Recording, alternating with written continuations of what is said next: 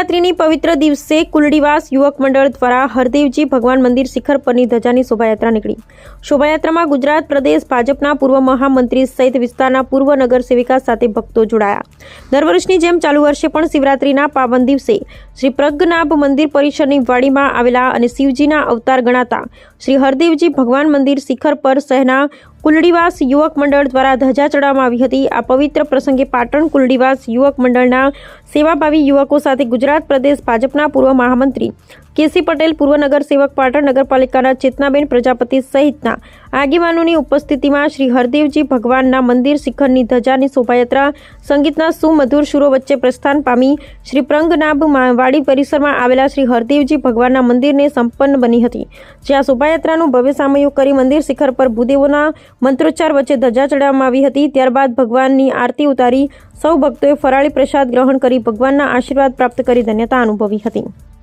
શિવરાત્રી પર્વ નિમિત્તે અમારા કુલડીવાસ યુવક મંડળ તરફથી અમે આજે ધજા ચડાવવા વડના અહીંયા કુલડીવાસ મેલાડી વડના મંદિર પરિસરમાં શિવજીના મંદિરે ધજા ચડાવીશું અને ત્યાં આગળ પ્રસાદી રૂપે અમે મોરૈયો અને મહાપ્રસાદનું આયોજન કરેલ છે।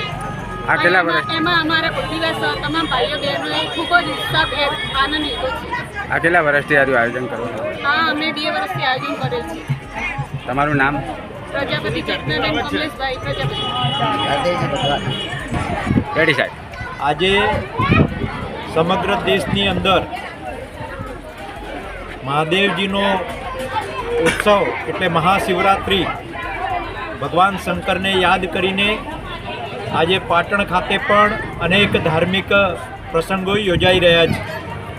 આજે કુલડીવાસ ખાતેથી ધજા લઈને પદ્મનાભ ભગવાનની જગ્યામાં હરદેવદાસજીની જે જગ્યા છે એ મંદિર છે અને આ ધજા ચડાવવામાં આવે છે।